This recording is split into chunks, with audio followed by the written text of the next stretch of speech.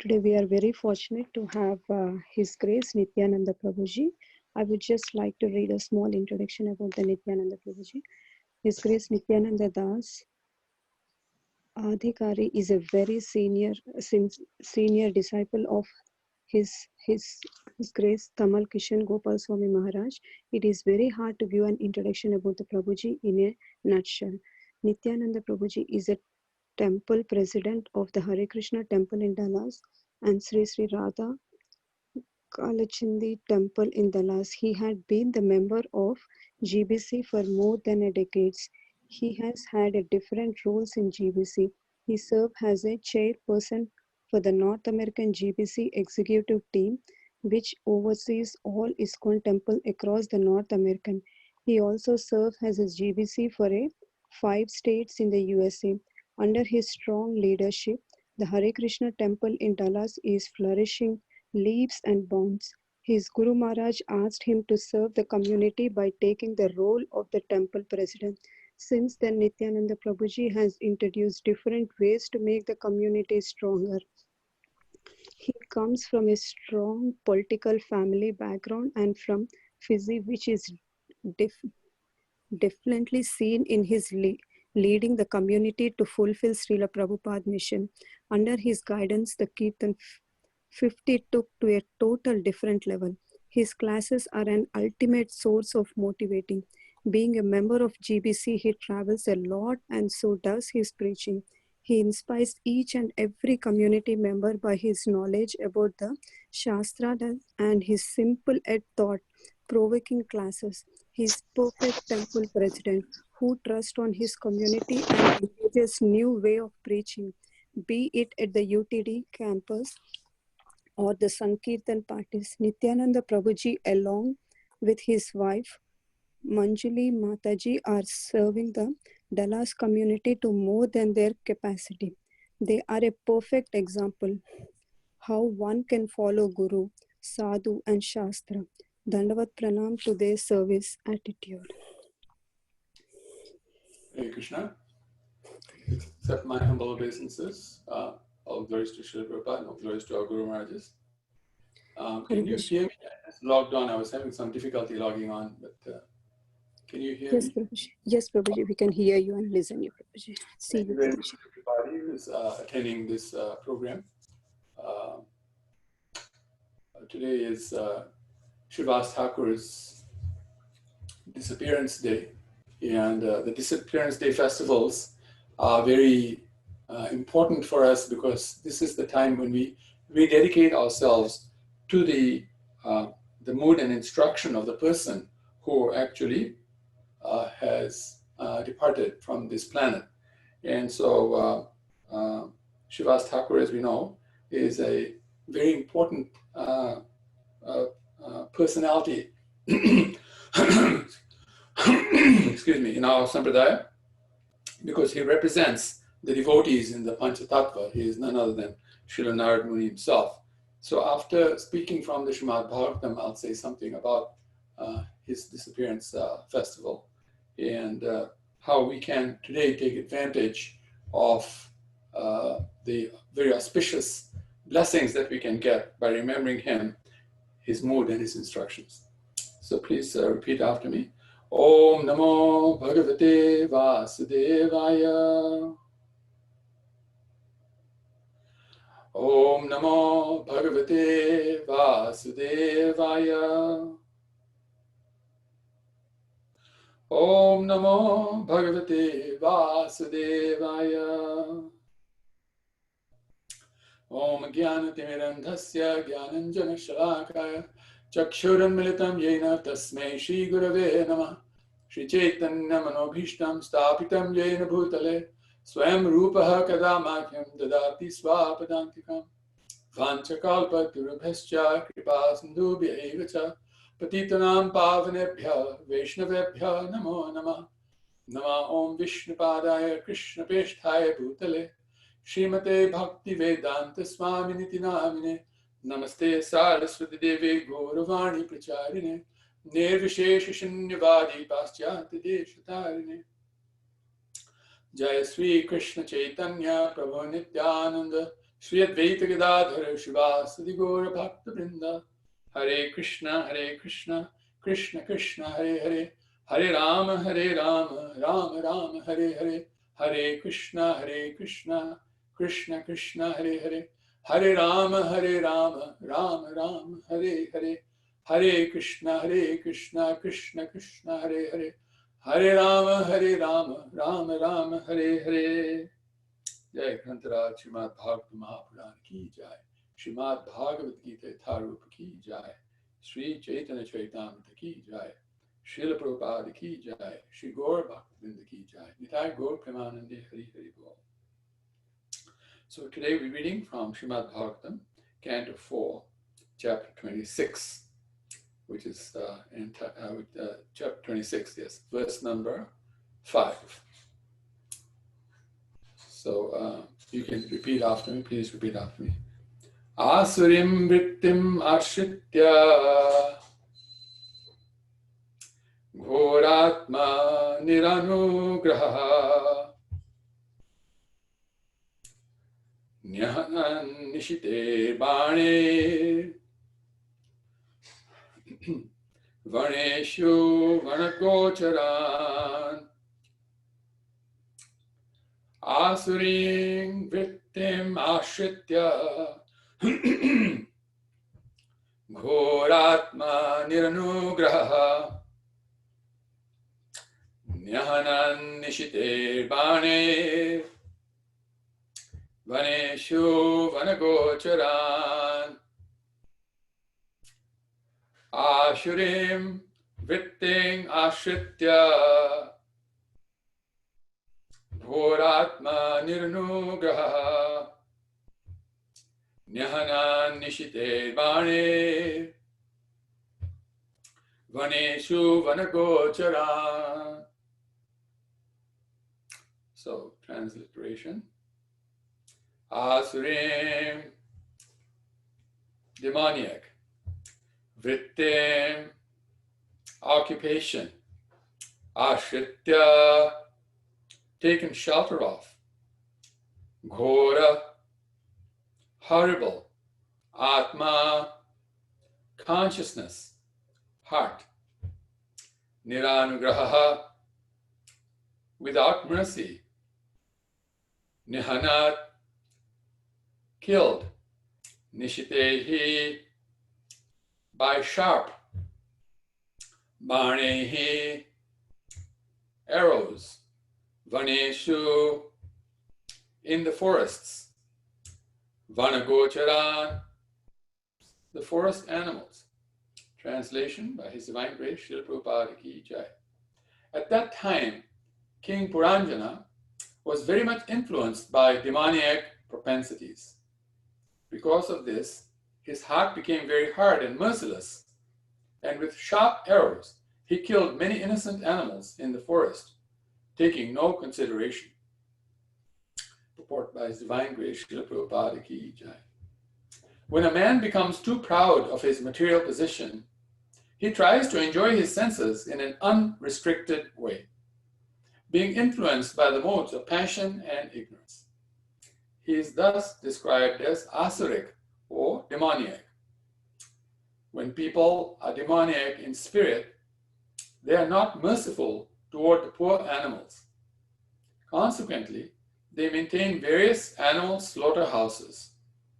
This is technically called suna or hingsa, which means the killing of living beings. In Kali Yuga, due to the increase of modes of passion and ignorance, almost all men are asuric or demoniac. Therefore, they are very much fond of eating flesh, and for this end, they maintain various kinds of animal slaughterhouses. In this age of Kali, the propensity for mercy is almost nil. Consequently, there is always fighting and wars between men and nations. Men do not understand that because they unrestrictedly kill so many animals, they also must be slaughtered like animals in big wars. This is very much evident in the Western countries. In the West, slaughterhouses are maintained without restriction, and therefore, every 5th or 10th year, there is a big war in which countless people are slaughtered, even more cruelly than the animals. Sometimes during war, soldiers keep their enemies in concentration camps and kill them in very cruel ways. These are reactions brought about by unrestricted animal killing in the slaughterhouse and by hunters in the forest. Proud, demoniac persons do not know the laws of nature or the laws of God. Consequently, they unrestrictedly kill poor animals, not caring for them at all. In the Krishna consciousness movement, animal killing is completely prohibited. One is not accepted as a bona fide student in this movement unless he promises to follow the 4 regulative principles: no animal killing, no intoxication, no illicit sex, and no gambling. This Krishna consciousness movement is the only means by which the sinful activities of men in this Kali Yuga can be counteracted. Om Gyan Timidandasya Gyananjana Shalakaya Chakshurunmilitam Yena Tasmai Shri Gurave Namaha. Nama Om Vishnu Padaya Krishna Prishthaya Bhutale Srimate Tamal Krishna Goswami Nityanand. Hare Krishna. So, the Srimad Bhagavatam is likened to a very unlimited or very, very large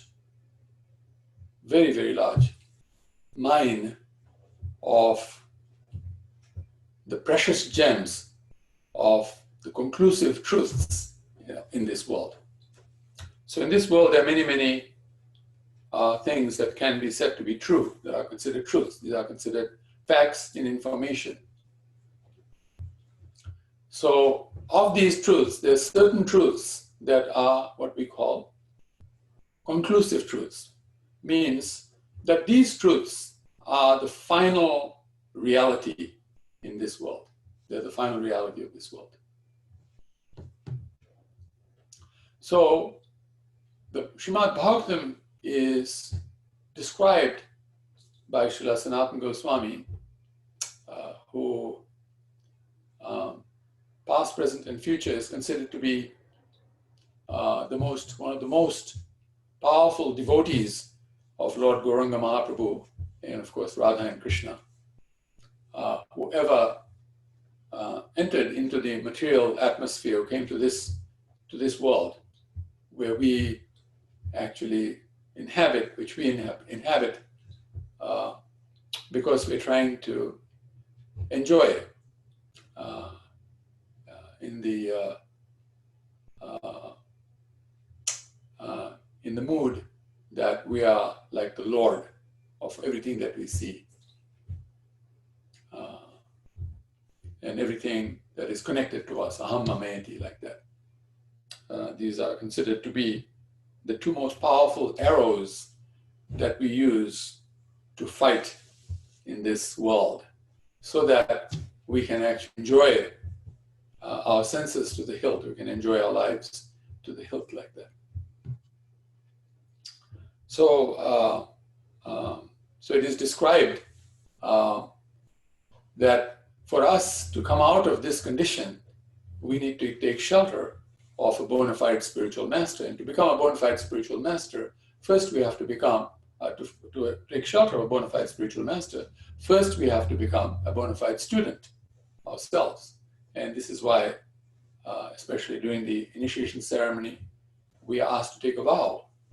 But we take this vow even before we become initiated, because really, initiation, Srila Prabhupada describes, is not as important as the transcendental knowledge. It's a little like when you go to school Prabhupada describes initiation as like an admission to the school.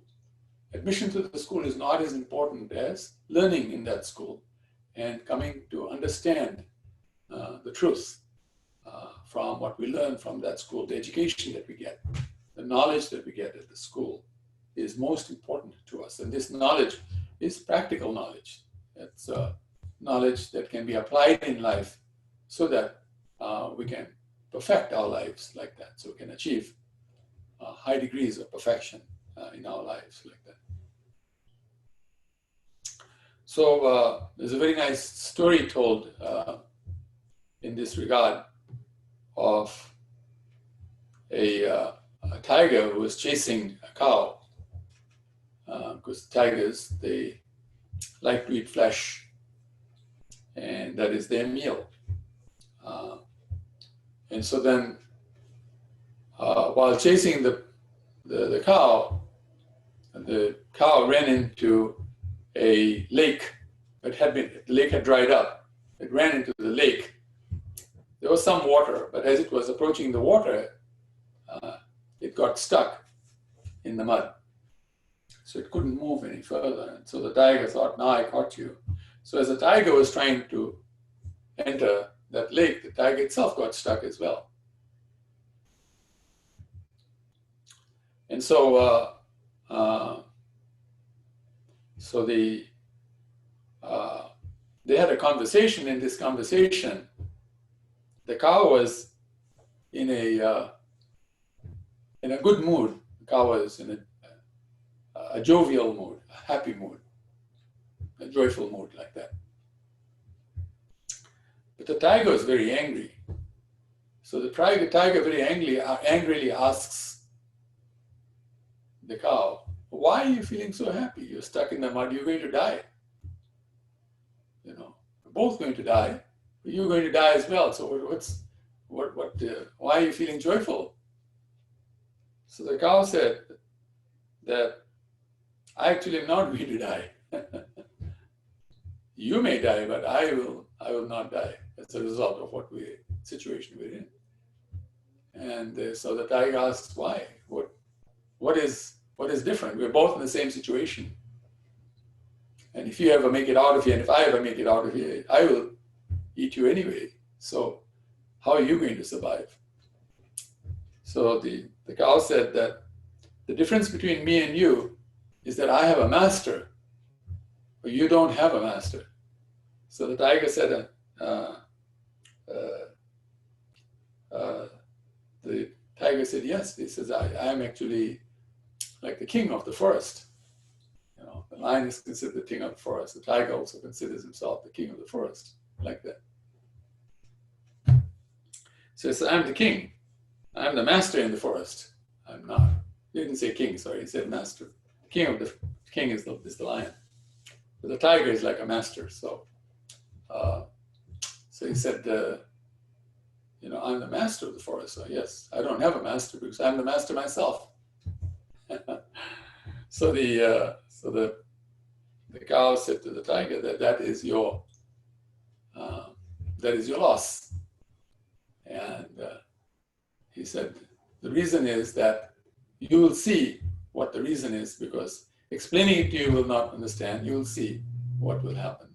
And so as the evening started coming around, started becoming late afternoon, the cow's master, the person who was herding the cows, came looking for the cow and saw the cow there, and then pulled the cow out of the mud and took him away. And the cow went off happily to rejoin the other cows and continued its life. And then the tiger understood that this is the value of the master. So here, in the story of King Puranjana, which actually Narad Muni is telling the king, King Pachini Parikshit, that in our lives, there are times when we become a little successful. Just like King Pachini Parikshit, he became a king. So obviously that's considered very successful in this world. But actually, that success is considered the biggest failure in reality. The world is upside down, how in chapter 15 of the Bhagavad Gita, we can see this, the story of the tree, the banyan tree that's upside down, reflected in a way in the lake where the branches look like they're going down and the roots look like they're going up, like that. So in this world, I was just talking yesterday to a person in my counseling sessions. One of the things I try to figure out is the nature, not try to figure out, but what I ascertain from different facts is the nature of the person, whether the person is more Brahminical or more Kshatriya-like or more Vaishya-like or more Shudra-like person. And I was describing how in Indian culture, or in pretty much every culture, the Shudra is considered to be the lowest class of the four classes, like that. But actually, the Shudras are described as the personalities in this world who can sing and dance the best. They're the best at singing and dancing. And in the spiritual world, every word is a song, and every step is a dance. It's a gait. They call it a gait, which means a dance. Gait, G-A-I-T, like that. It's a dance. So in the spiritual world, the highest activity is singing and dancing, because that's what's happening all the time. And here, in the material world, the Shudra is considered to be lowest class, who actually does the singing and the dancing best. So we can see how it's upside down in this world. And the king and the queen in this world are considered to be the topmost personalities. And in the spiritual world, in the spiritual context, nobody cares about kings and queens. In fact, in the Srimad Bhagavatam, these kings and queens are described as being very rejectable. You reject the association, never go near a king or queen, like that.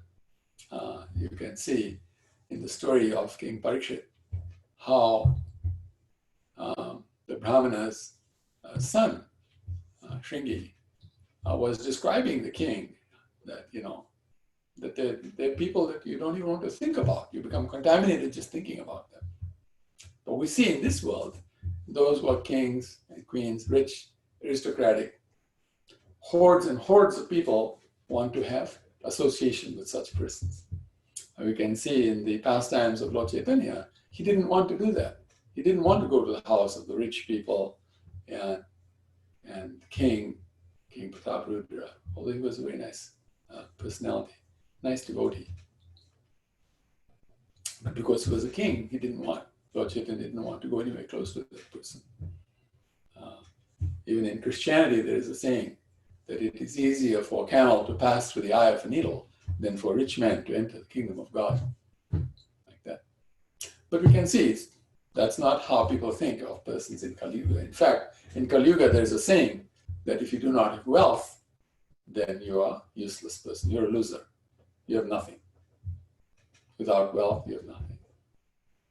So these types of descriptions are given, and here we can see in this wonderful pastime that is being described by Narad Muni.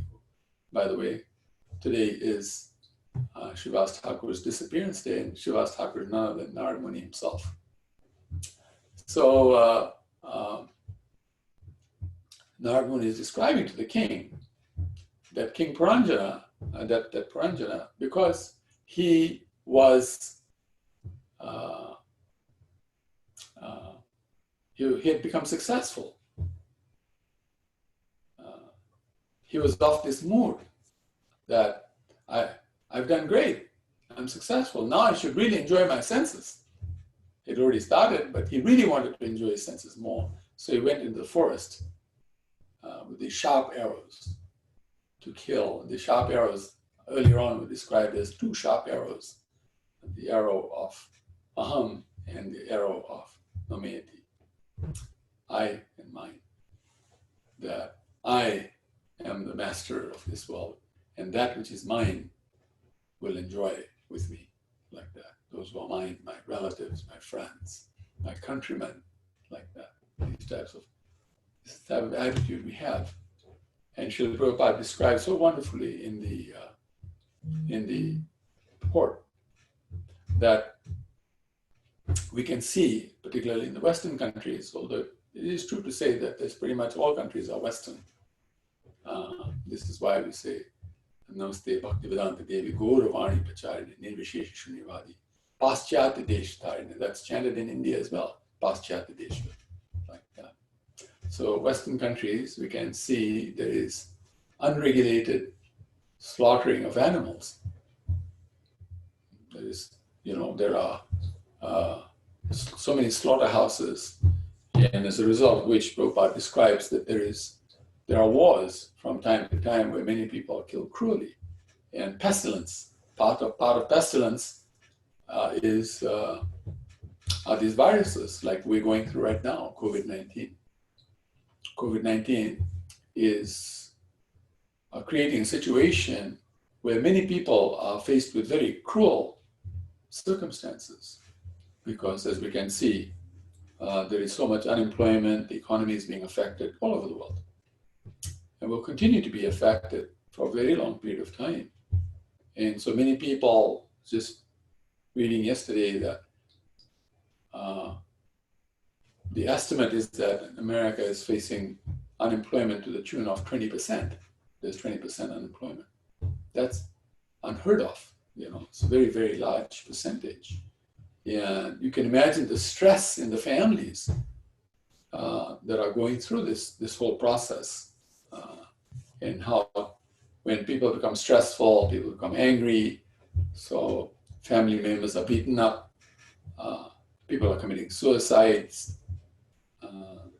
Nice people, very nice people, you hear so-and-so committed suicide, this happened, that happened. People are being killed, murdered, like that. Just really nasty situation. Huge riots are now going on. Cities like Dallas going through curfews, things like that. So this is all the result of unrestricted sense enjoyment. This is what it does. This is the final result of the success of material life. Ultimately, the end is very cruel. It's extremely cruel. So for us as devotees, it is important for us to actually dedicate ourselves, as today's auspicious event is actually behooving us, telling us to do. Srivas Thakur in the Panchatattva is none other than Narad Muni. He's described as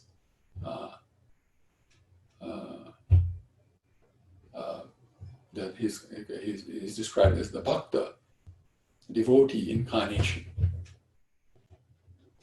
And so he represents the devotees. And we can see in the life of Srivas Thakur, a very humble personality, extremely humble personality, but very focused as well at the same time. Very focused on loving Gauranga Mahaprabhu. His life and soul was Gauranga Mahaprabhu. And so many things would happen in his life, so many ups and downs in his life, so many difficulties would come in his life, challenges. But he had complete faith in Gauranga Mahaprabhu, complete faith in Krishna consciousness. And he's the personification of the place at which kirtan would happen. In his house, Srivasangan, kirtan would happen. And these kirtans were not ordinary kirtans. They were very, very powerful kirtans. So powerful that they described that they were in Krishna Lila, what is described as Rasa Lila, is actually the kirtans that were happening in the house of Srivas Pandit. So we can see that this is the essence of Kali Yuga. Kirtanadeva Krishnasya, Mukta Sangha Parampraja. That this is the only quality that Kali Yuga has that is a very great quality, and a quality that will give us unlimited happiness, unlimited joyfulness. you want to be joyful, if you want to be happy, then it is about kirtan. And kirtan means to glorify Krishna. Every breath of our life, every iota of our being, every cell in our body, and every part of the cell of all of the cells in our body should be only for the purpose of glorifying Krishna. Because that is what it means to love. To love means to glorify. And as we all know, in our programs in the morning after we finish Tulsi Puja, we chant the 10 offenses to be avoided while chanting the holy names of the Lord. And finally, we say that the purpose of life is, the ultimate goal of life is Krishna Prema. It is Krishna Prema. Excuse me. It is Krishna Prema that makes this world happen. This world is moving, it's active because of Krishna Prema. Krishna Prema is the all in all of everything in creation. Whether it is remembering Krishna, forgetting Krishna, or sitting on the fence, sitting in the, what they call the no man's land zone of deciding whether I should actually remember Krishna, serve Krishna, or forget Krishna and serve Maya, like that. So, in the life of Srivas Thakur, he was actually a grihastha. And as a grihastha, like all of us who are grihasthas, all family people, there were so many difficulties in life. You had to earn money, this, that, and the other. And, family wanted to be looked after nicely. So many issues were happening. But he always had faith in Krishna. He always had faith in Gauranga Mahaprabhu. He said, you don't have to worry. If you're fully Krishna conscious, everything will come right in your life. And if there is lack of food, this, that, and the other, I will just clap my hands 3 times, and the food will come. If the food doesn't come by the 3rd day, then I will jump into the Yamuna, into the Ganga, and I'll drown myself. This is the type of attitude he had.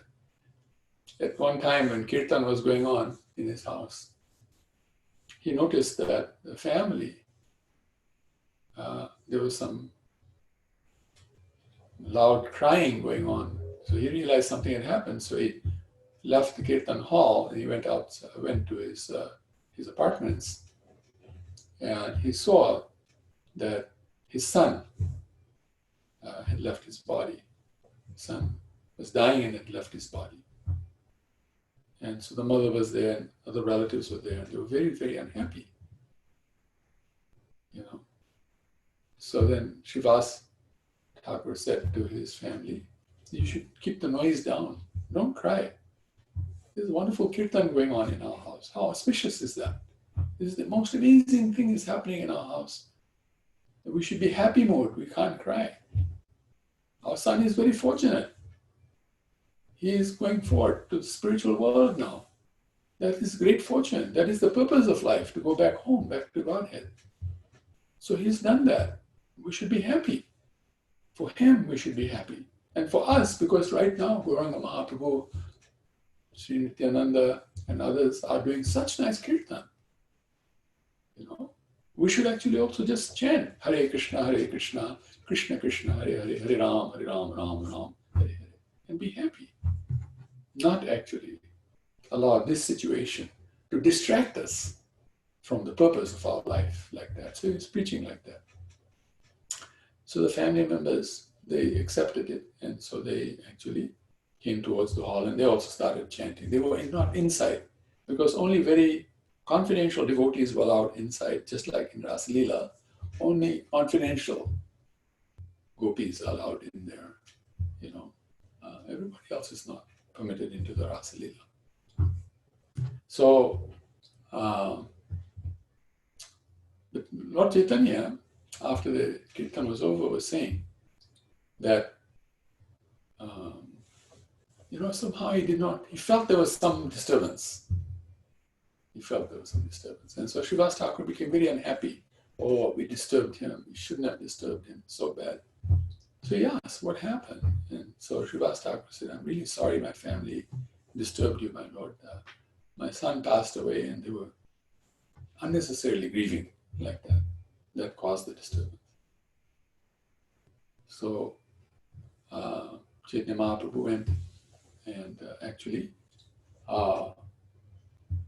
blessed the son who had passed away, blessed the family, and said, he said that this is my best devotee. Srivas Thakur is my best devotee. He's so nice. Look how much faith he has in Krishna. Look how much faith he has in Krishna consciousness. That his son is dying. It's very hard for a parent to see the son die.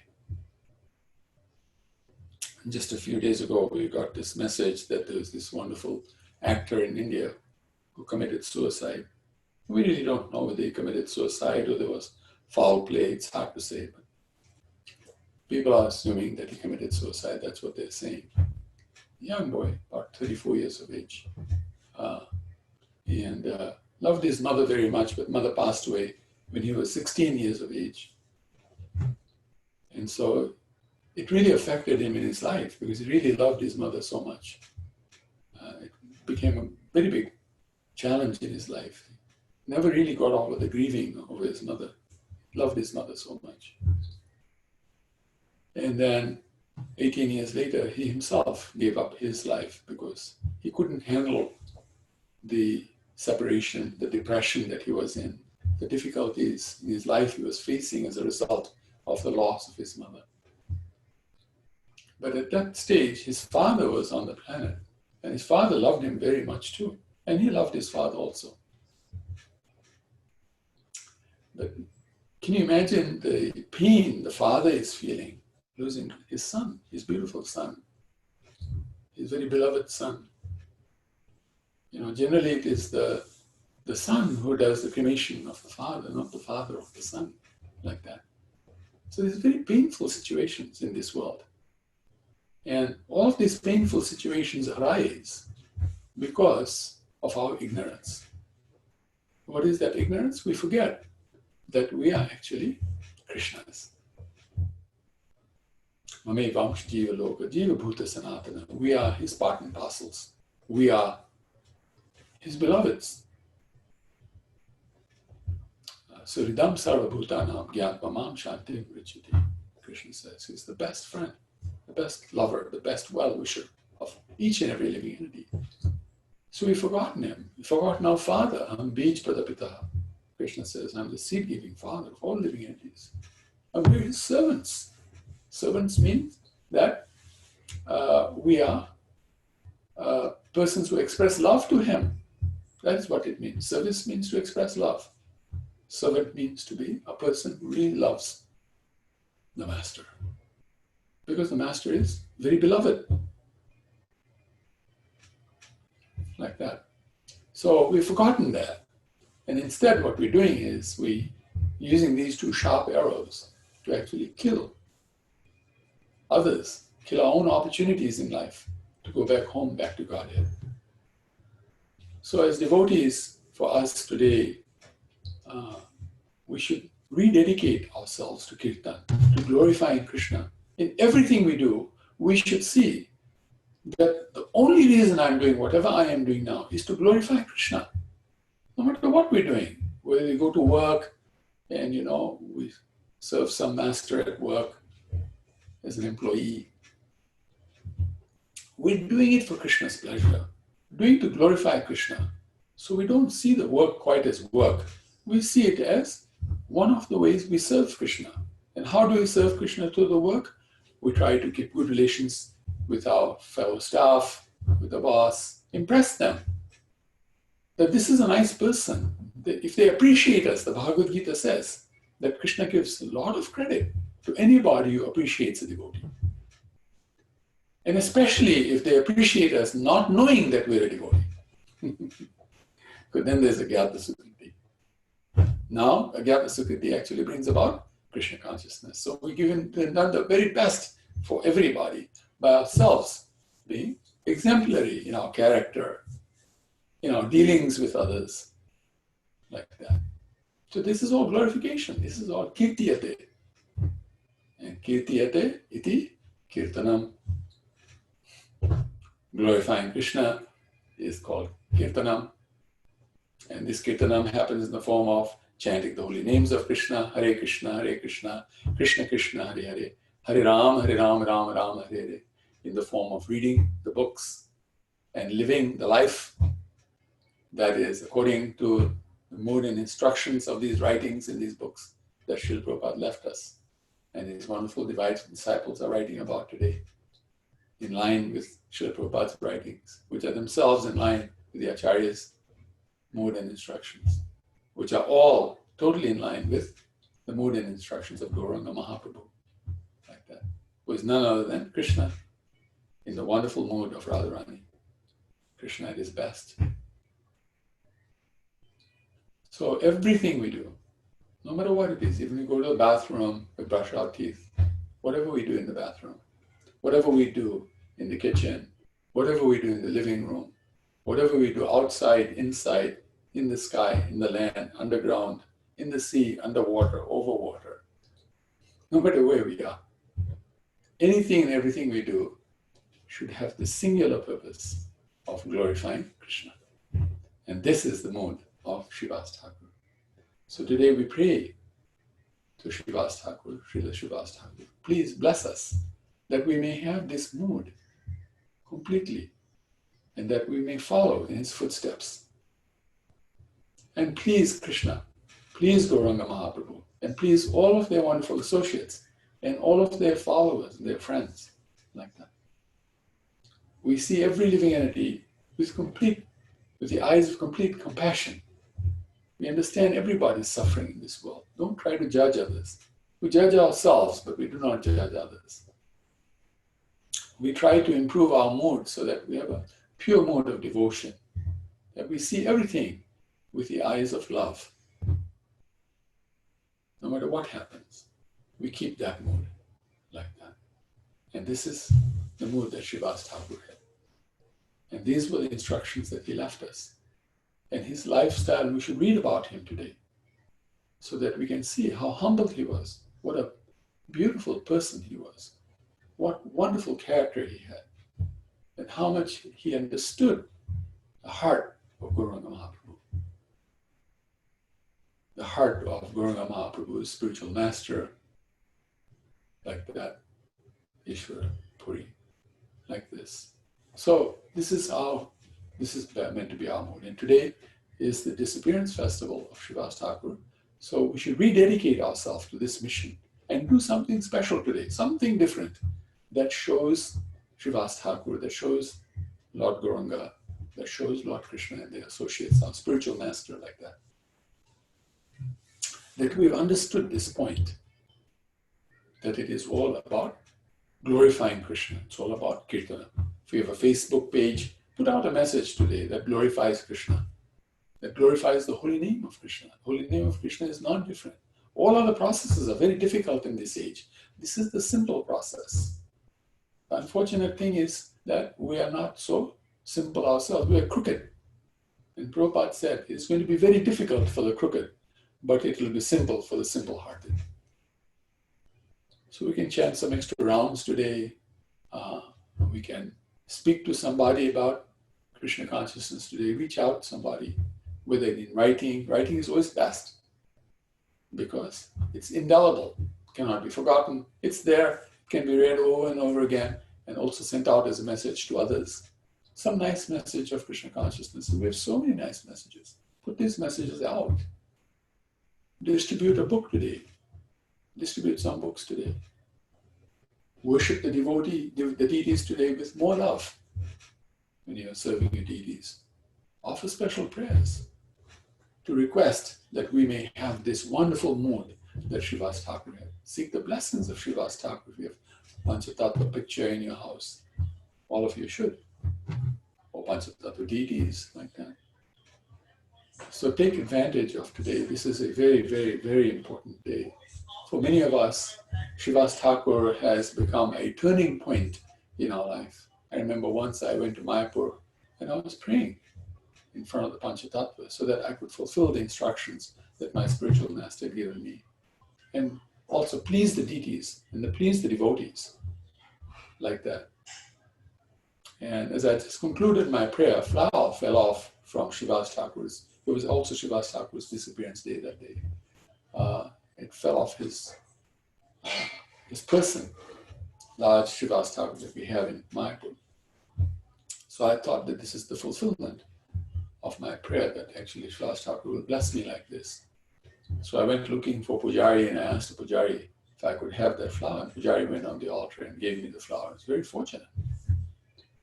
Flower came with a pin because they used the pin to actually pin the flower nicely into the cloth so that it would not fall off. And even that fell off. So, and this has nothing to do with glorification about me. It has to do with the mercy of Srivas Thakur. He's so merciful that even a very unqualified person like me could actually get this boon, even though not even possible that that pin could come out. But he was indicating to me that this is the value of praying to those who are actually our best well-wishers. Panchatattva are our best well-wishers. They are the representation of the Supreme Personality of Godhead in this age of Kali. They are the representation of the best of all devotees in this age of Kali. They are the best representation of the complete whole, whether you look at it from the point of view of the Lord or you look at it from the point of view of the servant. Whether you look in the form, in the mood of the deities or the mood of the devotees, like that. So Hare Krishna, I'm going to stop here and ask if you'd like to say something, ask any questions. Thank you very much for being in this program. Hare Krishna. Jai Shri Srivas Thakur ki Jai. Shri Prabhupada ki Jai. Gaur Bhaktivinoda. Thank you so much, Prabhuji, for wonderful class and giving the importance of today. If anybody have any questions, you can go ahead.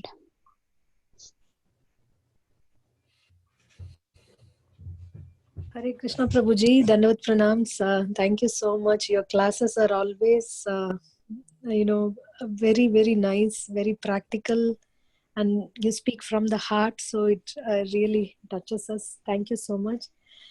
So my question is about the song Sri Krishna Chaitanya Daya Karo More that they sing before Panchatattva in Mayapur during Darshanarti. I was wondering, is Srivas Thakur, is he mentioned in that song? I couldn't find, whereas all the other associates, Goswamis and other associates are mentioned. Could you throw some light on this, Prabhuji? Thank you. Yes. So actually, he is mentioned because he's mentioned as the devotee in this song. If you look at the song, it actually describes the devotee, And as you know, in our science, this in Kali Yuga, Lord Gauranga is described as Channa Avatar. Channa Avatar means the hidden incarnation. So when we actually read these prayers and see these prayers, we don't see them based on what I am reading or what I am seeing. We see them through the eyes of the acharyas. And so when these acharyas write these songs, as in this case, it's an acharya writing the song, the acharyas actually keep this in mind, that certain parts of the song are confidential. Because whilst we are praying to Lord Chaitanya, Lord Nityananda, like that, to Vetacharya, so wonderfully in this prayer, we should understand we're not qualified to receive their mercy. But how we receive the mercy is through the heart of the person who actually is giving us the mercy. So in the case of Gauranga Mahaprabhu, to receive the mercy of Gauranga Mahaprabhu, we have to win the heart of the devotees, the hearts of the devotees. By that process, we win the heart of the spiritual master. And through the spiritual master, we win the hearts of the parampara, the acharyas. And through the acharyas, we win the hearts of the 6 Goswamis. And through the 6 Goswamis, we win the heart of Lord Nityananda, Lord Advaitacharya, like that. We win their hearts, Dada, Pandit Srivas Thakur. And then from their hearts, we win the heart of Gauranga Mahaprabhu. And now we get the daya of Gauranga Mahaprabhu. So in all of these songs, when we hear the songs and we read these songs and we consider what is being said, it is best to hear it from the mouth of those devotees who are linked in this disciplic succession with this type of mood, that in instruction, knowledge does not come by reading. Knowledge does not come by hearing information. Knowledge comes from the heart of a person who has realized that knowledge, made that knowledge real. That's why it's called realize. Made it vijnana, made the jnana vijnana. Vijnana means now it is realized knowledge. And that realization only comes by revelation. It's called revelation, the process of to reveal. To reveal means that something is in my hand and it's like you cannot see. Then I open my hand and then you see what it is. That's like a revelation. So it's being revealed. So all of these wonderful prayers, the revelations come from the heart of the devotee. And that song is about the devotee of Krishna. And Srivas Thakur is the devotee that is in Panchatattva, who is in Panchatattva. The supreme absolute reality in the material world in Kali Yuga is the Panchatattva, always the Panchatattva, but in Kali Yuga becomes the manifested, fully manifested reality. So nothing about the Panchatattva is complete without Srivas Thakur. Anytime you hear a story in Panchatattva, in Kali Yuga, if you ever hear a song or a story or a pastime or any type of information that's related to any one person in the Panchatattva, say it might be about Gauranga Mahaprabhu, it might be about Lord Nityananda, it might be about whoever in the Panchatattva, it is about all of them. It is always about all of them. They are never separated. Panchatattva are never separated. They're always there. So this is why Prabhupada described that when we set up new temples around the world, he wanted the central deities to be Panchatattva, so that we understand that 5 personalities were actually totally unified. For us, it's hard to even unify one person, myself, with my own mind and intelligence. What to speak of with another person, there's so much conflict. But here, 5 of them are getting together and acting as one, the Panchatattva. You see, like that. So in all of these songs, all of them are present. Every last one of them is present by that process. And this is confidential knowledge. And why confidential knowledge? Because we have to first become qualified. And what is our qualification? Our qualification is that we have become non-envious. Anasuyave. In Bhagavad Gita, this description is given. Non-envious. We see everyone in connection to Krishna, and we see that everyone is very glorious. What to speak of those who are actually our acharyas, our lords? Obviously, they're very glorious. They're most glorious. So we always see them. We don't ever lose sight of these personalities. And this is the benefit of seeing the Lord inside us as Paramatma. Prabhupada describes, Srila Prabhupada describes, that Paramatma means Krishna, the spiritual master, and all of the associates. All of the associates. It doesn't say some of the associates, all of the associates. So obviously in all of the associates, all these personalities are there. You see that thing like that. So when we say Krishna, we're really referring to all personalities. We're also referring to Radharani, we're referring to Lalita Devi, to Vishakha, to Tungavidya, Chitralekha, to Narada Muni, to Prabhupada even describes to the members of the Hare Krishna movement. This is the big Leela that is going on right now. This ISKCON Leela is actually a Leela. Srila Prabhupada, in this story about Srivas Thakur, describes that there is this huge tree, and the branches of this tree, major branches of the tree, and that, that Srivas Thakur was one of the major branches of the tree, like that, right? So Prabhupada describes that ISKCON is also a major branch of the Chaitanya tree, Lord Chaitanya's tree. You see what I'm saying? Yeah, and then, so many devotees describe that Prabhupada was being very, very humble. He is actually the main branch, one of the big branches. But he called it ISKCON because he was so humble, he never wanted to speak about himself like that.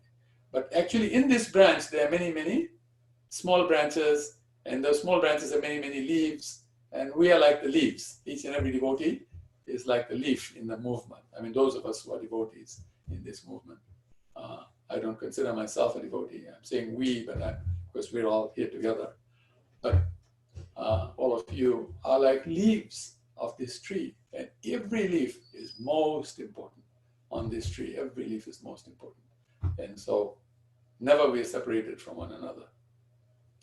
Thank you very much for that. Thank you so much, Prabhuji. Such a glorious, unifying answer. Thank you so much for clearing our doubts, for giving us your very, very valuable association. Hare Krishna. Thank you, Mataji. Hare Krishna. Thank you for being a wonderful devotee. You're only reflecting yourself on me, that's all. Hare Krishna, Prabhuji. Dandavat pranams. What is Srila Prabhupada? Thank you so much, Prabhu, for such a beautiful, sweet class. Thank you. Prabhuji, I do have the same in the line what Mataji was asking, because in that song, Sri Nivas is mentioned. And if we see Gaura Arti, there also it says, Srinivasa Chatradhara. So is it that, Srivas Thakur and Srinivas, they are interchangeably used? Yes, you're right. Actually, they are sometimes interchangeably used because the Nivas part, why Srinivas? Because there's Nivas is there, right? What does the Nivas have to do with this? And so basically, there is also a personality called Srinivas, but the Nivas part of it is the place. See, sometimes what we do in Krishna consciousness is we consider Krishna to be important, but we don't give so much importance to Vrindavan, the place. And Radharani says that both of these are equally important.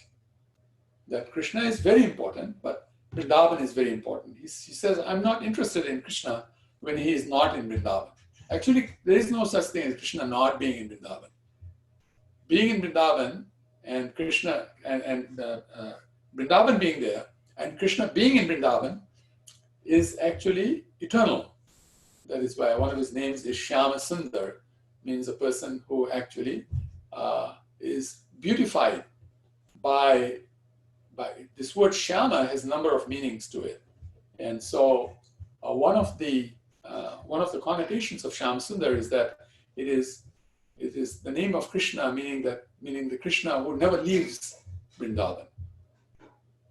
And so when we say Srinivasa, we're referring both to Srivas Thakur and to the Angan of Srivas Thakur also. So one can look at it that way also. But there is also a personality whose name is Srinivas. Like Srivas Thakur, there's Srinivas also, like that. And so in the spiritual world, when you go there, you'll see these are two different personalities. But that same personality can be described by both names as well. Because the unique feature, one of the unique features of Srivas Thakur was Srivas Angan, the place where the Rasa Leela happened. Just like in India, in Vrindavan, there is a place where the Rasa Leela happened. That's the sthana of Rasa Leela. And so that place is considered very, very, very, very worshipable, just as worshipable as Krishna. In fact, sometimes even more worshipable than Krishna himself. Like that's the place. So Srivas Angan can refer to Srivas Thakur as Srinivasa. And because Srinivasa really, in one description, can be described as the abode of Sri. Nivas meaning the abode, and Sri meaning Radharani herself. And of course, Lord Chaitanya is Lord Krishna in the mood of Radharani, so he's both Radha and Krishna. So this is where the abode of Radharani is where the Rasa Leela happens. She is Vrindavaneshwari. She is the queen, so it's her abode. Tulsi Maharani actually ceded Vrindavan to Radharani and made her the queen of Vrindavan. Gave that place to her. Donated, you might say, but actually gave the place to her. And so these are all very intricate sort of like maneuverings of reality, or better than the word maneuverings is nuances, we can say, of reality. And so your observation is absolutely correct, that you can say that that is a reference, a direct reference to Srivas Thakur there as well. Thank you very much. And thank you. We're missing you all so much here in Dallas, because you were in Dallas, both of you, you and Ajay Govinda Prabhu. And we're wonderful. So we're so happy to hear all the wonderful services you're doing, this wonderful association that you have created called the Bhakti Sangha. And earlier on, obviously, you were doing this by phone call. Now, because of COVID-19, this great boon of coming on a computer and being seen, whether it's Zoom or any other method, is actually a very wonderful way of reaching out to so many people. We've just started scratching the surface. Actually, each and every one of us can make more and more friends online like this through Zoom, etc. Speak to them and relate with people, just like we're relating in person. We can relate online like that too, so that people will become fully Krishna conscious. Prabhupada one time even said, Srila Prabhupada once even said that he was praising technology. And so as he was giving the class, one of his disciples laughed out loudly, ha, like that, because he didn't think technology was very good.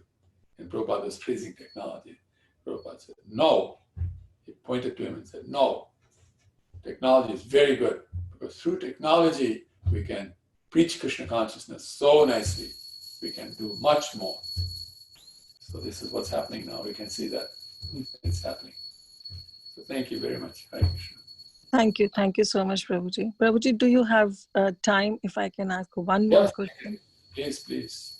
Okay, Prabhuji, like we know that, like I have heard that the way we will die is already been destined by the Lord. Mm-hmm. So how to see the suicidal deaths as being destined, or how can they be destined? So this suicidal concept, if you can just throw some light on it. Yeah. So basically, the idea is that when we talk about the destiny of a living entity, the destiny is over the life of that living entity, right? It's not only one particular time. There are unlimited amounts of time in the destiny of a devotee. And so this devotee every devotee will go through various transformations in their mood, in their understanding of life, in how they react to life, in how they actually serve Krishna, etc. And so sometimes devotees actually lose faith. And when they lose faith, then they might actually become so discouraged and depressed that they may think, I should take my own life. I'm talking about devotees. It applies to everybody, but particularly to devotees, because really the devotees come to the stage where they're now in knowledge. They're no longer in ignorance. They are in knowledge. But even in knowledge, people sometimes commit suicide because basically what's happening in suicide is that the system is giving up their mind, intelligence, their senses, their false ego. These are the four things that we misidentify ourselves with. And sometimes devotees also get carried away with this misidentification. So when they get carried away with the misidentification, these four can give up on life and then decide that we're going. The soul never commits suicide.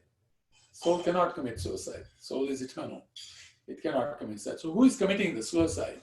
The suicide is being committed by the body, the mind, the intelligence, the false ego. These are the ones who are committing suicide. And are they dying? No, they're not dying. They think they're dying because they're not going to die.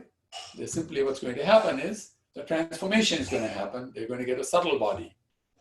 You become like a ghost of a subtle body. So they do continue. And then after so many lifetimes as a subtle body, they realize that was not a good choice. We didn't do the right thing. We should have had faith in Krishna. No matter what difficulty we are facing, there's some purpose behind it. Try to handle the thing. And if you die because of the circumstances are so heavy that you can't even survive in life, you die, that's okay.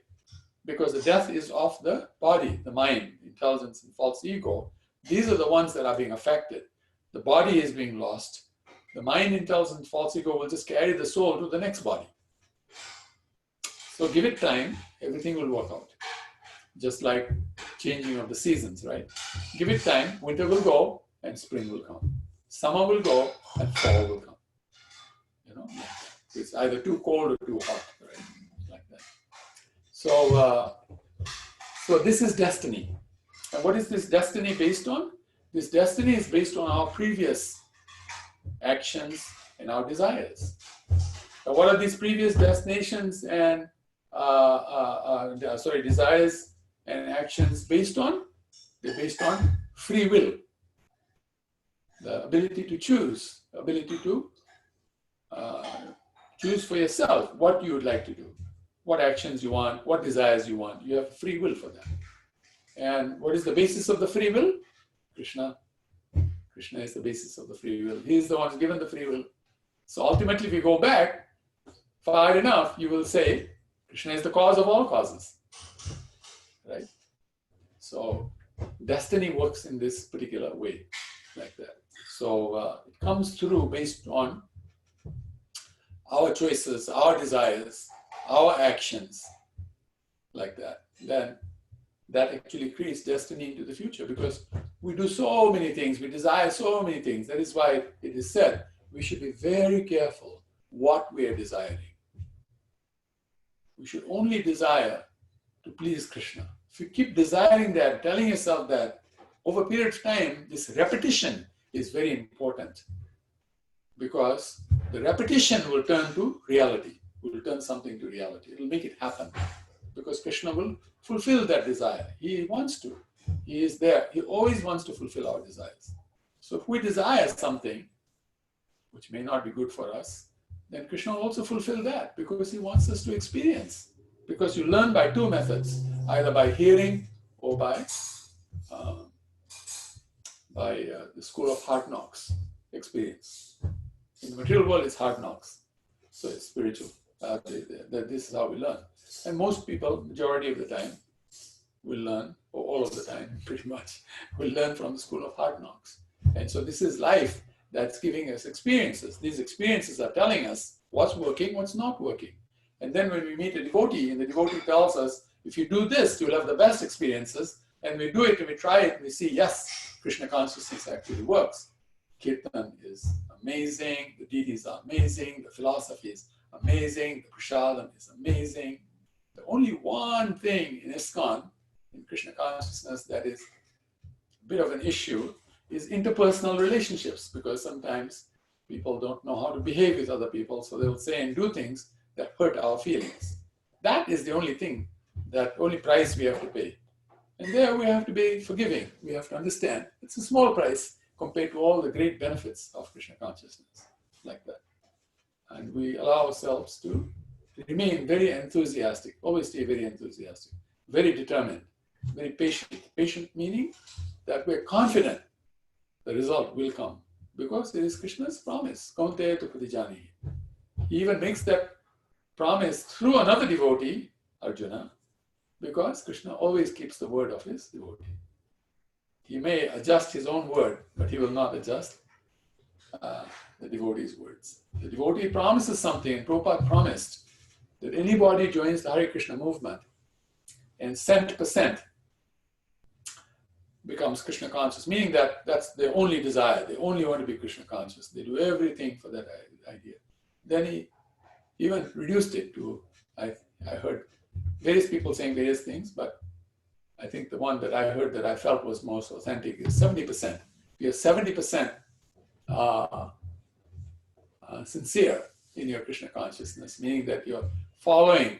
And what are you following? You're following the 16 rounds and 4 principles. And you say, I love you, Krishna, and I'm doing those things because I love you. Just 70% of that, whatever that means. Krishna does allow this type of adjustment. And Lord Chaitanya is even more merciful. He says, if you just keep trying and trying to get a little better all the time, I'll take care of the rest.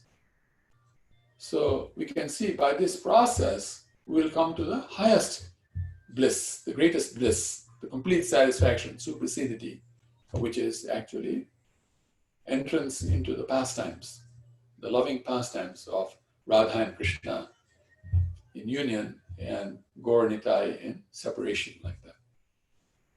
That's what will happen. Does that make sense? Yes, Prabhuji. Thank you. Thank you so much for such a brilliant answer. Hare Krishna. Thank you. Hare Krishna.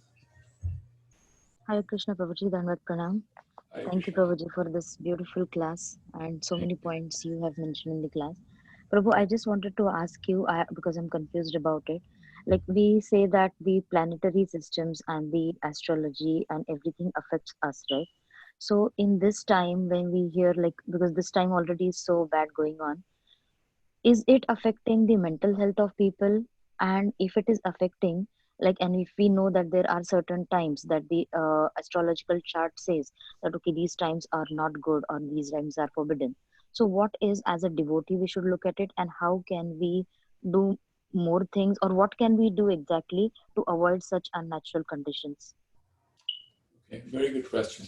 It's a very large question. So I'm going to look at it in certain angles, and you can tell me whether that's what you were thinking or it was something else that you meant.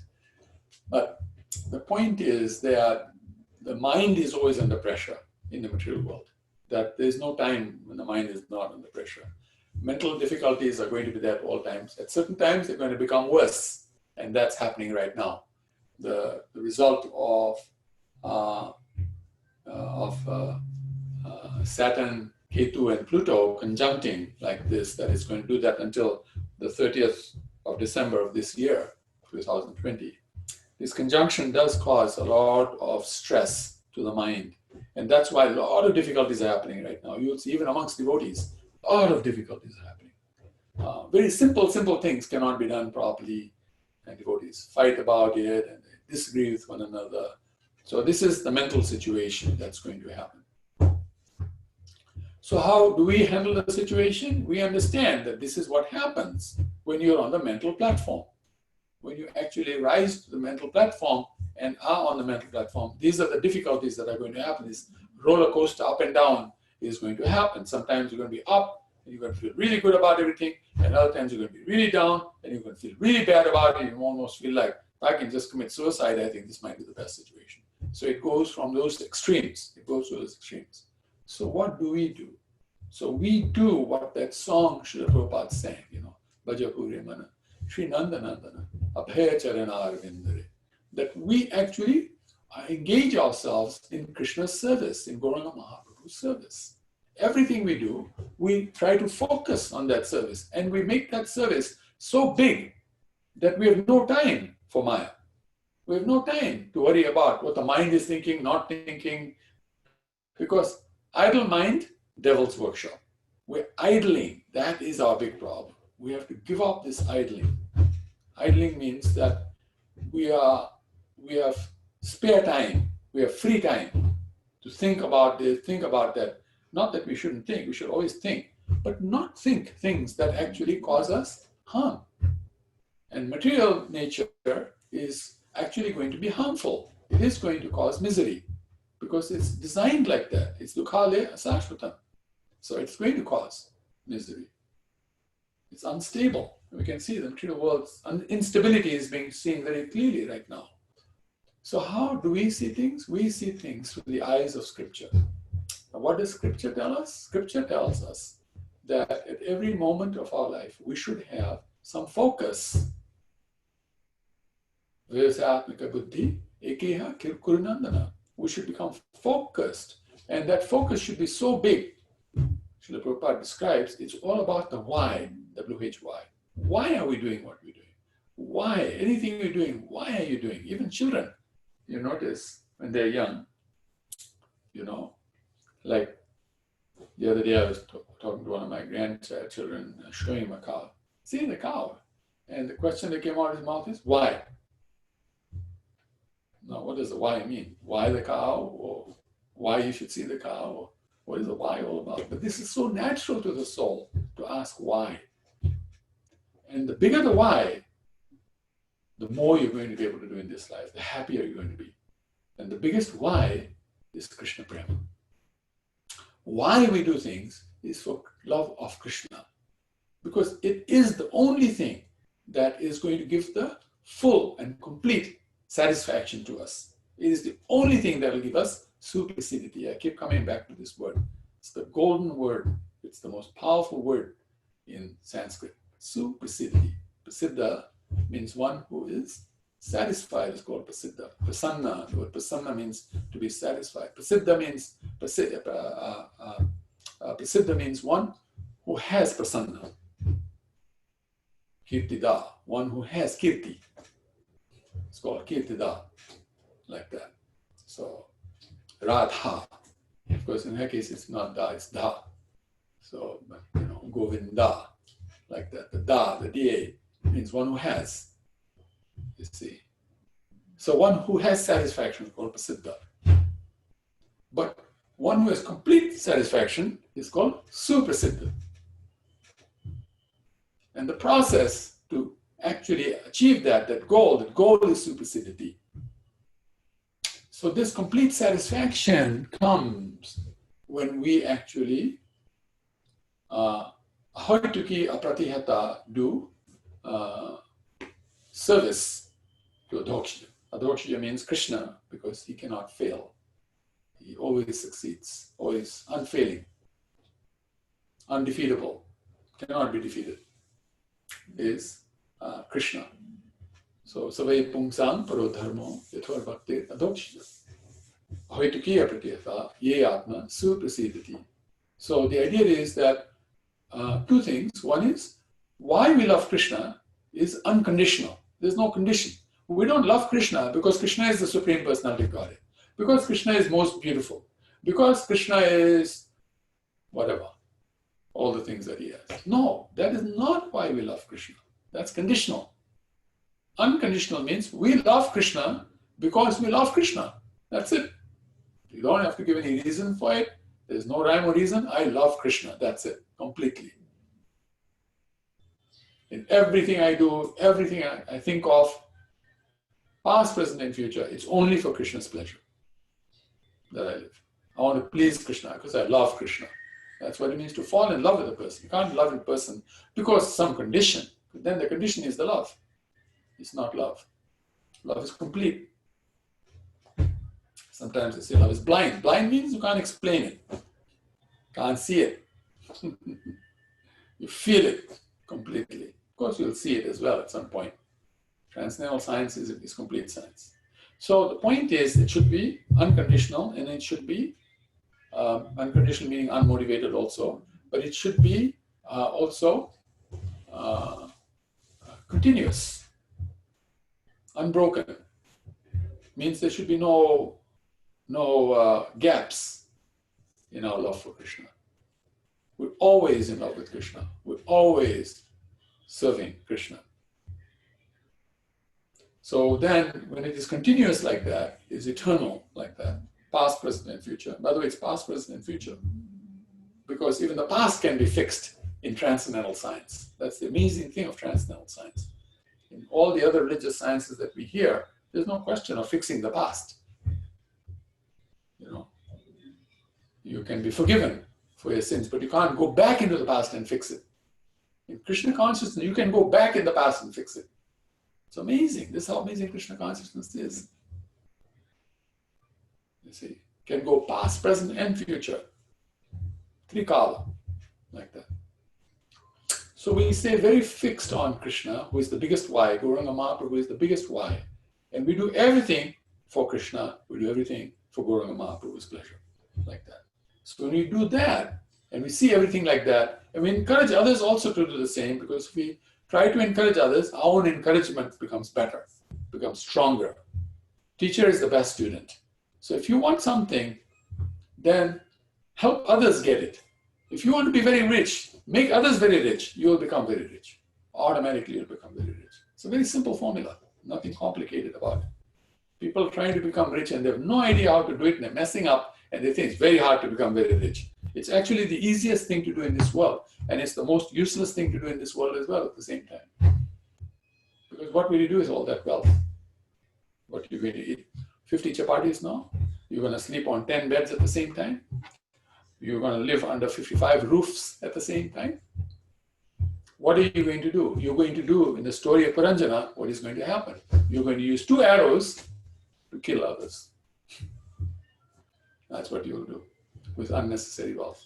All you need is sufficient amount of money to keep your body and soul together. That's all. Because you need to take care of the body, you need money. But don't overdo it. Don't go so much into it that now you forget the purpose of life. And you're spending time making money, what could have been used? Pleasing Krishna.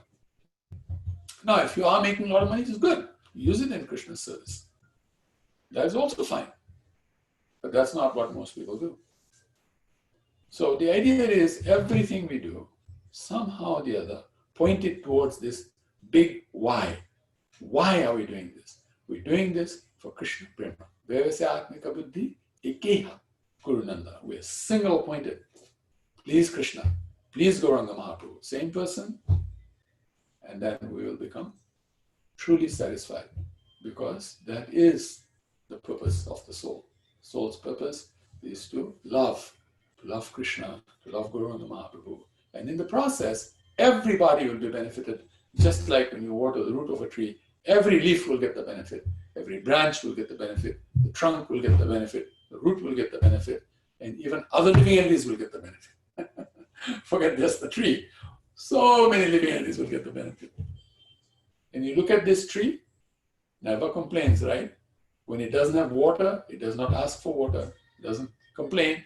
And when somebody is killing it, cutting it, it does not complain, why are you killing me? So humble, so tolerant. So this is supposed to be our nature. And this time is the best time to practice that. Be very tolerant, be very humble, and very, very compassionate towards other living entities, and fully focused. All about love of Krishna, love of Gauranga Mahaprabhu, and consequently, love of everyone and everything. Of every place, every circumstance, every time, and of every person. Does that make sense? Yes, Prabhuji. Yes, Prabhuji. Thank you so much, Prabhu. Thank you so much. Thank you for your wonderful service as well. Hare Krishna Prabhuji. Hare Krishna Prabhuji. Thank you very much for very Nectarian class and very day-to-day life useful question answer also. Koti Dandavat Pranam. Hare Krishna. Thank you, Mataji. Thank you very, very much. Hare Krishna. Hare Krishna Prabhuji. Dandavat Pranam. Very, very beautiful class and very nice question answer session, Prabhuji. This is Vinita Gandharvika Devidasi from Texas. Prabhu, I would like to share our teamwork of Bhakti Sangha Kids Academy that we are doing. We need your blessings, Prabhuji, for that.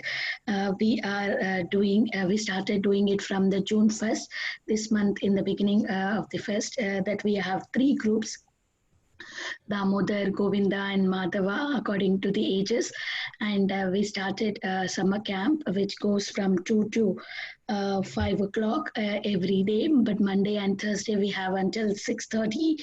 Please Prabhu, we need your blessings so that we can continue and we can please Guru and Krishna. Please bless us, Prabhu. Hare Krishna. Thank you very much for doing the service, Mataji. I mean, you're getting the blessings of Gauranga Mahaprabhu and Krishna. These are very powerful blessings. And we also wish you well. Anything that we can do to help in any way, serve in any way, we'd be more than happy to do that. These children are the most important persons for us. Actually, Prabhupada describes they're more important than the deities. And you know how much we love our deities. We do anything for our deities. Well, the children are even more important. They are little Krishnas and Radharanis and Balarams and, Ananga Manjaris who are actually in front of us. And through these children and at these children, our service will be accepted by the Supreme Lord as direct service to the Supreme Lord. So consider these children as the most important entities that you can ever think of, imagine, and take very nice care of them, give them a lot of love, a lot of affection, a lot of nice, understanding, realizations, so that they will grow into the best of devotees and reach out to all the suffering souls of this world and help them all become truly happy in their lives, so that we can all sing, dance, and feast our way back to Godhead, chant, feast, and dance our way back to Godhead like this. And then do the same when we get there too. Thank you very, very much. Hare Krishna. Thank you, Prabhuji. Hare Krishna. Please bless Bhakti Sangha Kids Academy, Prabhu. Hare Krishna. Thank you very much. Hare Krishna. Prabhuji, this week is a blessed week for us because today you're on call, and on Thursday, Mother Manjali is going to come for the cooking session for the kids. So nice. it is, it's really a blessing for us. Hare Krishna, Prabhu. Thank you very much. Hare Krishna. Hare Krishna.